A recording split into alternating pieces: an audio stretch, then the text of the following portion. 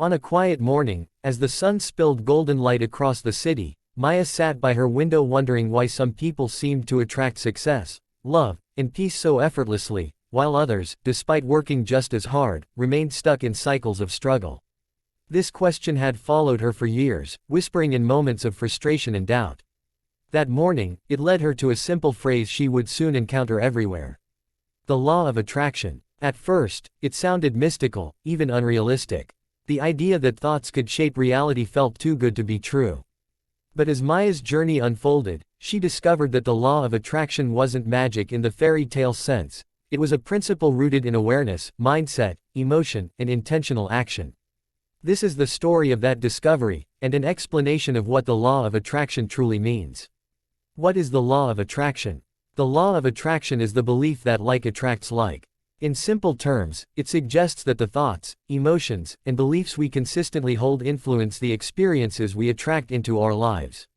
If a person consistently focuses on fear, lack, or negativity, they are more likely to encounter situations that reinforce those feelings. Conversely, when someone focuses on gratitude, clarity, confidence, and possibility, they tend to attract opportunities and experiences that align with those emotions. This doesn't mean every thought instantly becomes reality.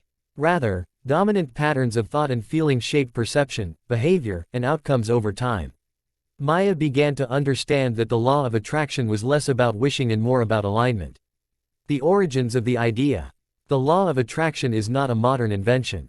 Its roots can be traced back centuries, appearing in various philosophical, spiritual, and psychological traditions.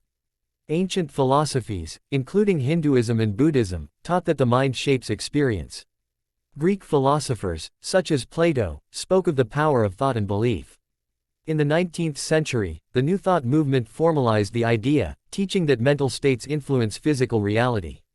In recent decades, books and teachings brought the concept into mainstream awareness, connecting it with self-help and personal development. Maya realized she had encountered fragments of this idea before: affirmations, visualization, positive thinking, but never as a unified principle. Thoughts as energy. One of the core ideas behind the law of attraction is that everything is energy, including thoughts and emotions. While science explains energy in measurable terms, the law of attraction focuses on experiential energy, how emotions feel and how they influence behavior. Emotions act like signals. Fear narrows focus and limits action. Confidence expands perception and encourages initiative. Gratitude shifts attention toward abundance. Anger often attracts conflict. Calmness invites clarity. Maya noticed something subtle. When she felt hopeful, she noticed opportunities she had previously ignored. When she felt defeated, even good opportunities seemed invisible. The external world hadn't changed, her perception had. Belief. The hidden engine. Thoughts alone are not enough. Belief is the fuel that drives the law of attraction. A person can say, "I want success," but if they deeply believe they are undeserving or incapable, their actions will unconsciously reflect that belief. They may hesitate, procrastinate, or avoid opportunities altogether. Maya realized that many of her struggles weren't caused by bad luck, but by beliefs she had never questioned. Success is for other people. I always mess things up. I'm not lucky. The law of attraction responds not to surface wishes, but to deeply held assumptions about reality and the self. Emotion is the point of attraction. Another key insight Maya discovered was that emotion is the true magnet. People don't just want money, love, or success, they want the feelings they associate with those things: security, joy, freedom, connection. When someone feels those emotions now, through gratitude, presence, or purpose, they begin attracting experiences that match that emotional state. This explains why people sometimes achieve goals yet still feel empty. They pursued the outcome, not the emotional alignment. The law of attraction responds most powerfully when thought, belief, and emotion are in harmony. The role of focus. Where attention goes, energy flows. Maya began to observe how much time she spent focusing on what she didn't want. Problems instead of solutions. Past mistakes instead of future possibilities. Fear instead of curiosity. The law of attraction doesn't judge, it simply reflects. When attention is locked onto lack, the mind becomes trained to notice more lack. By shifting focus, slowly and deliberately, Maya noticed her internal dialogue change. She didn't ignore problems, but she stopped living inside them. This shift didn't make life perfect, but it made it responsive. Action still matters. One of the most misunderstood aspects of the law of attraction is the idea that one can simply think and wait. But Maya quickly learned, aligned action is essential.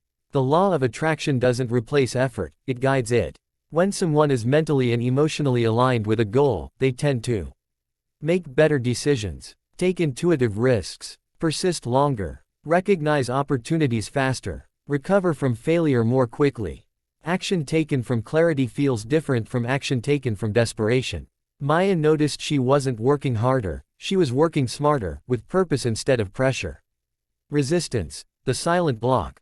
If attraction were only about desire, everyone would have everything they wanted. But resistance, fear, doubt, attachment, and anxiety often blocks alignment. Resistance sounds like, what if it doesn't work? I don't want to get my hopes up. This is probably too good to be true. Maya realized she had been unknowingly pushing away what she wanted by fearing its absence. Letting go didn't mean giving up, it meant trusting without obsession. Letting go and trust. Letting go is not about indifference. It's about releasing the need to control how and when things happen. When Maya stopped constantly checking for results, something surprising occurred: progress accelerated. This happens because anxiety narrows perception, while trust widens it. Letting go allows space for outcomes beyond imagination.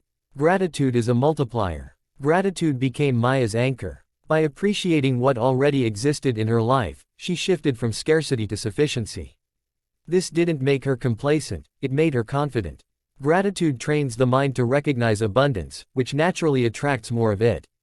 The law of attraction responds powerfully to appreciation because it signals completeness rather than lack. Criticism and misunderstanding. The law of attraction is often criticized for oversimplifying life or blaming individuals for circumstances beyond their control.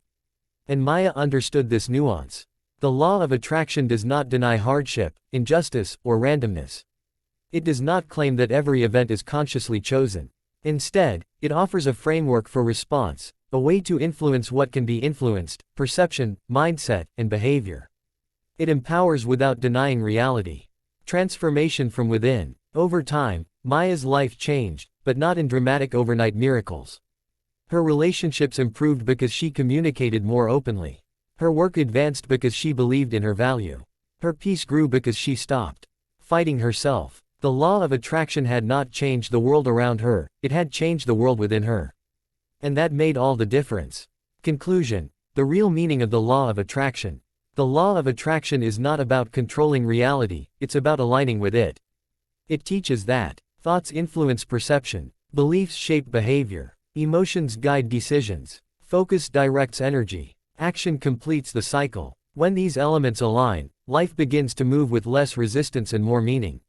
Maya realized the law of attraction wasn't a promise of perfection, but an invitation to participate consciously in her own life. And perhaps, that is its greatest power.